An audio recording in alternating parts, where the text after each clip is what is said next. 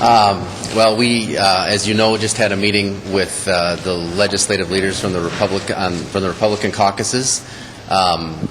They presented the kind of general concept that was talked about yesterday. I think there's some understanding that a roof needs to be part of the deal. Very, very little details. Lots of questions open. I think the main point to be made is that there really is only one legitimate stadium plan that's been assembled and put forward so far. That is the plan that is sitting on the floor of the House and the floor of the Senate. That's been through the committee process, the public hearing process that's been vetted, and you know, that's I think still a plan that we need to we need to move forward on, and I still believe we should be taking a vote on that plan. The plan that the Republicans came in with, again, very undefined. We're still willing to consider the options, but I think there's a lot of very open questions about the reality of this plan, and it's really going to be up to the Republicans as they move forward to kind of define it further and see if there is some reality here. But what we know right now is that there is a plan that we know can work. It's the plan sitting on the floor of the House and the Senate, and I hope that we can work productively to move forward to a speedy resolution of the session. Well, I would renew my request for a vote on the bill that's in front of the State Senate on the floor. It's been through 5 committee hearings in the Senate, had bipartisan votes in every committee. And to bring in a proposal like this that totally changes the funding mechanism from an appropriation bond to a general obligation bond this late in the game, in the final days of the session, it is going to require a great deal of vetting whether the use of general obligation bonds are even appropriate here. There is a question. General obligation bonds require a public purpose, and there is a serious question whether a private tenant, the anchor tenant, can enter into an exclusive 40-year lease of a public building and have that still meet the general purpose requirements under the Constitution for general obligation bonding. So there are some serious questions, I think, that need to be asked about their proposal. I think it's awful late in the game probably to get some of those answers before this session adjourns. So I just would again request of Senator Senjum that the bill that's on the floor, that's been developed in a bipartisan way and voted for in a bipartisan way, that be taken up for a vote tomorrow when the Senate convenes.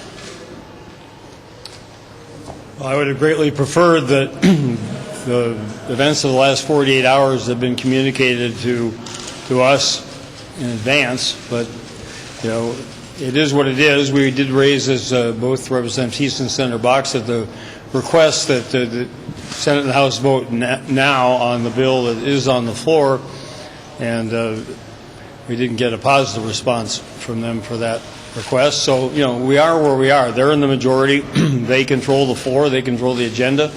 They have a majority of the votes. So, you know, I want to see a stadium that's structurally sound and financially sound that'll put thousands of people to work and keep the Minnesota Vikings here.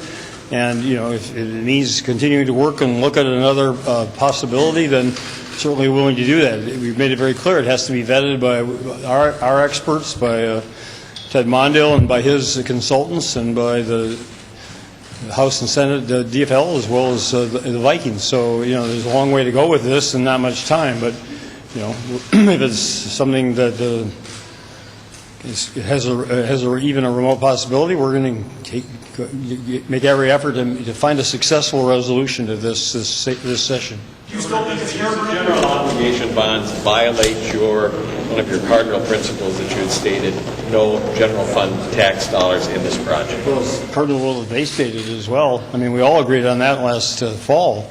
So, I mean, you have to ask them, you know, why the reversal. But, you know, that's for them to be responsible for. Governor, now that you've heard more about it, do you still think it's harebrained and absurd and some of the other things you used to describe it? Well, I think the stadium, I think the roof will be required on the stadium, which puts it back in a realm of reality. You know, the fact is, you just said that, you know, we've all said no geo bonds. and no good because they involve general fund tax dollars to pay off. I mean, I guess again that's a question for the Republicans. Why the reversal? I don't understand what the reasons were behind it, but again, the point is we are where we are today in this moment in time. I don't recant anything I said before. I meant every word of it. But from this point forward, we got thousands of jobs and the future of the Vikings at stake. I'm not going to let my personal feelings for how other people conduct themselves get in the way of trying to get a resolution that's going to be beneficial to Minnesota. So are you going to get back to them with some type of answer if you support it or you oppose it? We made it clear. Well, we said we will support working together to see if there's, if this is a valid proposal. They acknowledge themselves that it hasn't been vetted. We don't even have the details. So we are certainly committed, the DFL in the Senate, DFL House, my administration, to exploring with them in a good faith way, sincere way. Let's see what their merit to this proposal or not. And as I say, it already got a roof on, put it back in the realm of reality. As a people's stadium that could be used year round. So we'll see if it continue to improve. I don't know if you want to. I mean, the bottom line, there's no there yet. I mean, it's very clear that there's no details to this proposal, and Representative Dean himself admitted that there's more questions than answers on this. I think the issue Senator Bakk raised, and there's many other issues about the use of GO bonds that have to be answered, and we're 5 days from adjourning here. As the governor said, had this been vetted 3 days ago, or 3 days into session instead of 3 days after the self-imposed adjournment date, it's a different issue. But we're continuing willing to work to move forward. But again, there is a legitimate vetted proposal sitting on the floor of the House and the Senate, and that's the way we ought to be moving forward here. Did they indicate how long they'd be willing to stick around to work on this and flesh out these details and vet this? They didn't answer much in the way of what the process would be. Clearly, there has to be some kind of public process and public input here, and they didn't have any indication of where they wanted to go with this. I think no. The answer to your question is no. Did they offer any explanation as to why they're taking this left turn, introducing this plan now? Not particularly that I can recall. I mean, they're. I don't know. They didn't really. What do you think? I can't give you any explanation about why, after 6 months of pretty detailed discussions that folks were involved in, authored by the Republican caucuses moving forward, why this idea suddenly appears after this self-imposed adjournment date. And, quite honestly, why, we don't know when it would have appeared had it not leaked out previously. I mean, they clearly weren't ready to go with this proposal, even though we're after the adjournment date. So you'd have to ask them why it took so long. They said they wouldn't go ahead with this unless you and the Vikings thought it was worth pursuing. If not, they would drop it. Do you think it's worth pursuing?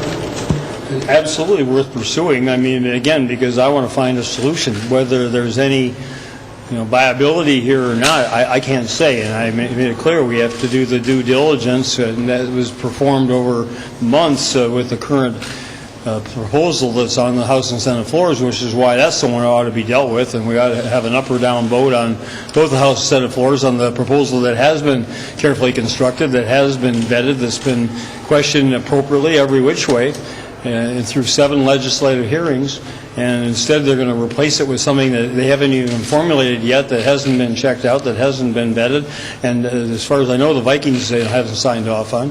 I don't know about the city of Minneapolis. So, to throw all the deck of cards up in the air 2 days after they were supposed to have adjourned, is pretty incredible. But again, my goal is to reach a solution, and however we can responsibly work out a solution that's good for Minnesota, that's good for taxpayers, that's good for jobs, I'm certainly going to be willing to pursue that. Last question. You repeatedly said that the charitable gaming revenues increase would be a diversion from the general fund to pay for this stadium, and they're arguing that using the general fund and GO bonds is just as normal.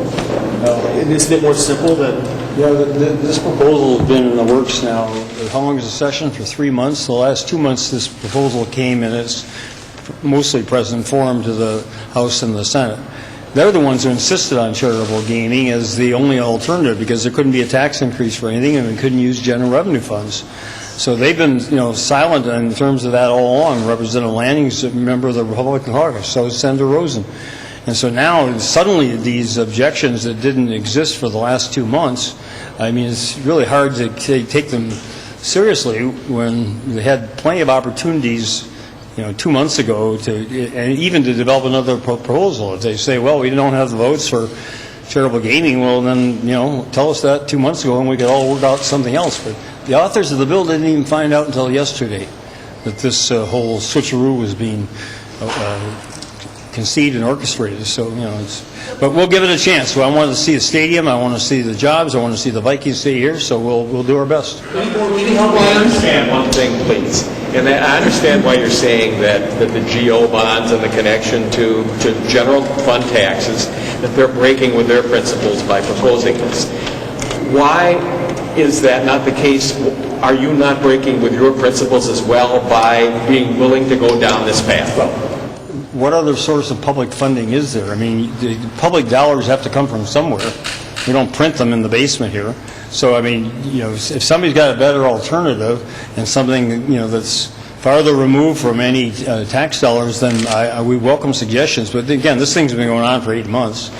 And this is what we were basically boxed into by the Republicans who said can't be a sales tax increase in Ramsey County. So, that knocks that one out, and it can't be this, and it can't be that. So we're finally down to charitable gaming, and then we didn't hear anything about there's something wrong with that.